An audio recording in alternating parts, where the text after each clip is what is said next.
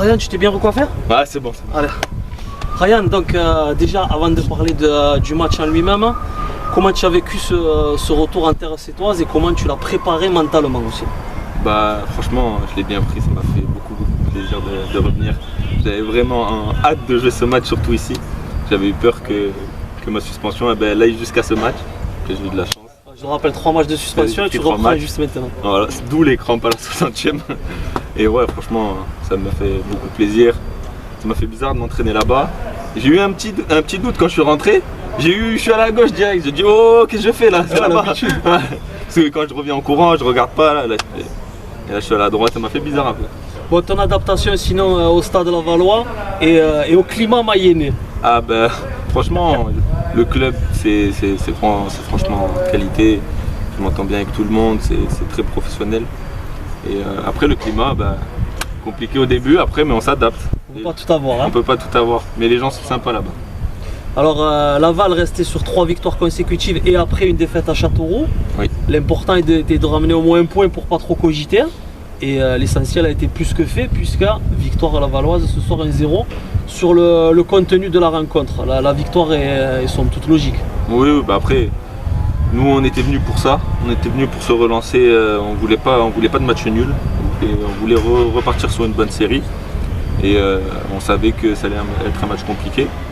Après, on a eu l'occasion de marquer en première mi-temps parce que je pense qu'en première mi-temps, on a vraiment pris le dessus. Deuxième mi-temps, forcément, 7 a beaucoup plus attaqué. Et nous, je pense qu'on a un peu moins bien joué les coups en deuxième, qu'on aurait un peu plus dû garder le ballon. Mais bon, au final, la victoire est liée et c'est l'essentiel. Gros potentiel offensif pour Laval cette saison. Une équipe aussi solide, habituée aux joutes du national. L'objectif concrètement, c'est la montée. Oui, mais après on se met pas de pression, on se donne des objectifs par étape. Et c'est d'engranger le plus de places et le plus de points possible. Et après on verra déjà à la trêve où on est. Là j'ai vu qu'on était 5e, devant ça a gagné encore. Donc il faut s'accrocher et pendant les confrontations directes, faudra être costaud.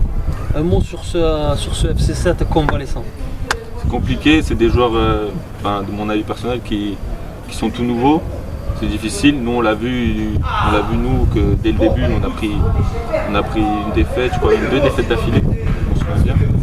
Et ouais, il faut que l'équipe se connaisse bien, qu'il y ait des automatismes, une équipe. Après c'est comme ça, c'est le national, on connaît. Hein. La vraie saison elle commence en février-mars. C'est là qu'on va voir vraiment les équipes qui vont rester en bas et vraiment les équipes qui vont rester en haut. Après, je pense que le 7 c'était pas prévu pour la montée, je pense, cette année. Mais je pense que c'est costaud, ils ont quelques joueurs qui sont vraiment pas mal. Très bien, Ryan, ça m'a fait plaisir de te retrouver pour un de nos nombreux après-matchs, parce qu'on en avait fait pas mal avant. En 5 ans, on en avait fait. C'est vrai. Et la victoire a été belle pour le Stade Lavallois.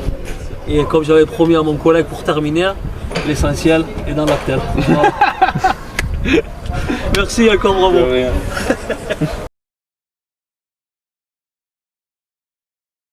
Nico, le FC7 s'incline ce soir 1-0 face à Laval.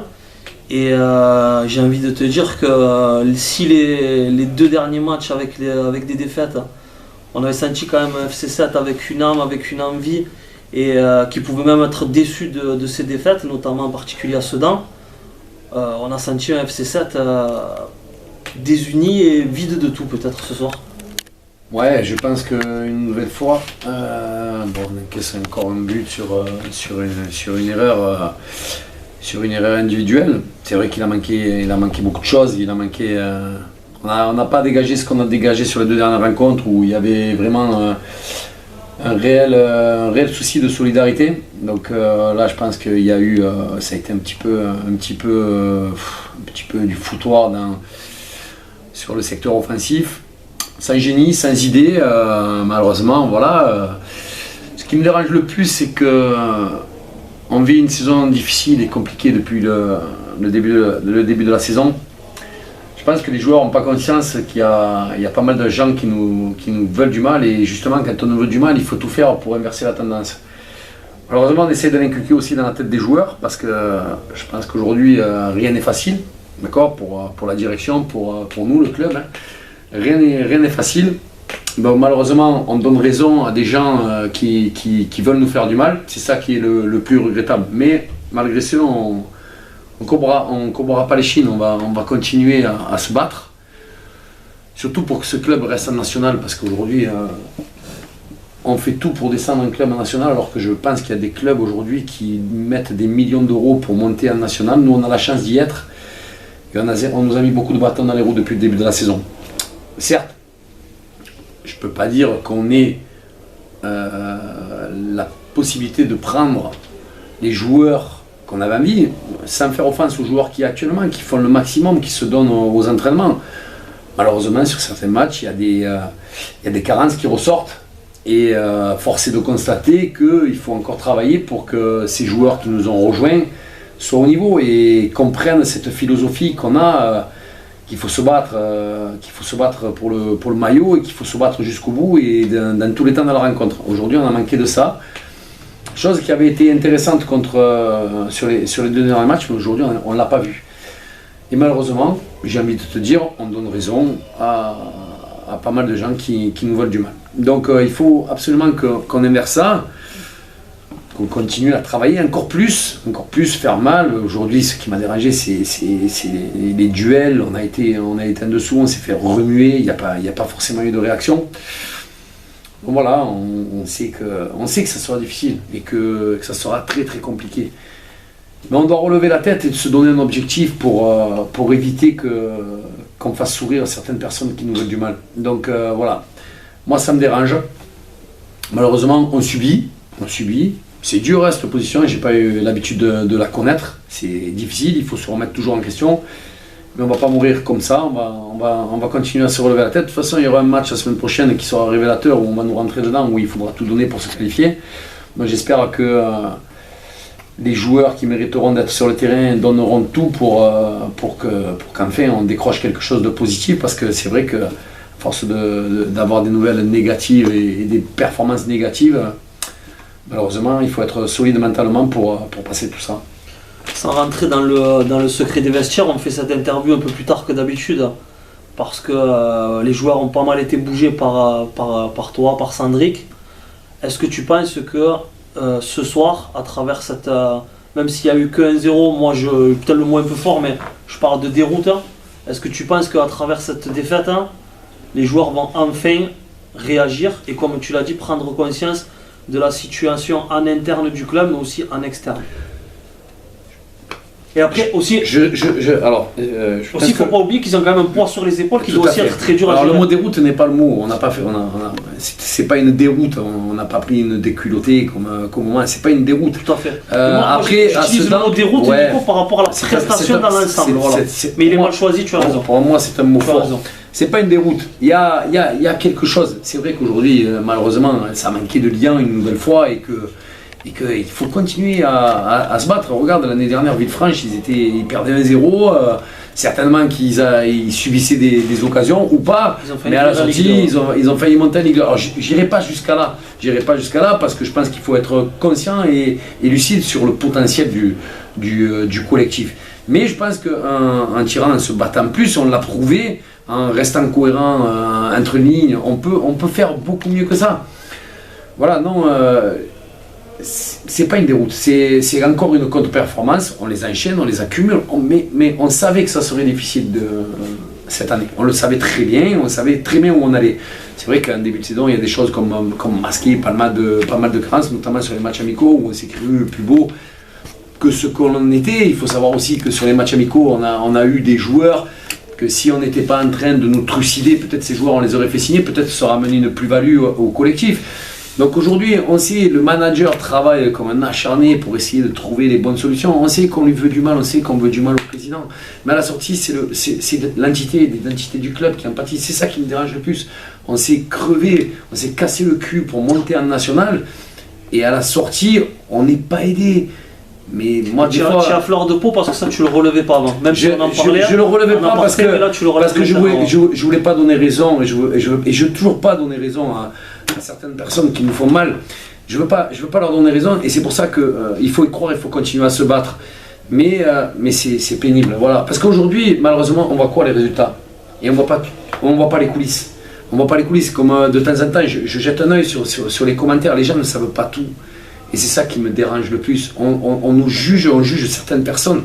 Moi, je vais revenir, un mec comme Sandrick, pour moi, c'est un visionnaire. Et aujourd'hui, couper les ailes à un mec comme ça, c'est refuser que le club du UFC 7 grandisse. Le club du UFC 7 ne grandira pas autrement. Voilà. Et là, les gens ont tout faux. Aujourd'hui, ce qu'on nous fait, c'est pas normal. C'est pas normal. Et ça me gonfle. Et j'ai besoin de le dire ce soir. C'est vrai, ça me fait chier de le dire parce que je sais que ça va rendre des gens heureux. Mais je suis obligé de sortir ces moments difficiles que l'on vit. Mais malgré ce, je te regarde dans les yeux et je regarde le caméraman, on va pas lâcher. On va continuer à travailler, on va continuer à tenir tête et on va arriver à faire ce qu'on a envie de faire. On va arriver à tirer l'équipe vers le haut, même s'il faut peut-être jouer plus défensif avec des joueurs qui ont la rage, qui ont la hargne. Mais après, je comprends aussi les joueurs, c'est pas facile pour eux parce qu'ils sentent qu'il n'y a pas un unisson. Aujourd'hui, ils sentent que voilà, c'est un club, mais il n'y a rien derrière. Voilà. Comment peut-on parler de certaines choses alors qu'on s'entraîne dans des conditions qui ne sont pas dignes d'un club de R1? Voilà. Quand moi, la semaine dernière, il y a 15 jours, je vois les poteaux de rugby sur le stade où on s'entraîne avec une pelouse qui fait 3 mètres. Et rien pour les agents municipaux, ils font ce qu'on leur dit de faire. Mais je trouve ça déplorable. Voilà, on a gardé les barres de rugby pendant une semaine. Le mercredi d'après, il y avait encore les barres de rugby. Donc comment veux-tu qu'on travaille dans de bonnes conditions? Comment tu veux que les joueurs voient qu'il y a un unisson derrière eux pour qu'ils aillent chercher la meilleure performance? Alors on les a pourris. Ils savent très bien qu'on attend encore plus d'eux. Mais voilà, derrière, il faut leur donner quelque chose. Il faut qu'ils voient que, voilà, la pelouse était très bien ce soir. Voilà, je sais que le gars du Louis Michel bosse, il essaie de faire le maximum.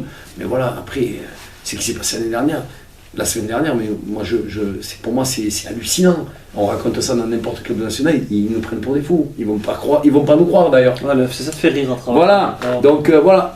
Aujourd'hui, on fait rire par rapport à ça et on fait rire en tant qu'équipe puisqu'on ne gagne pas un match.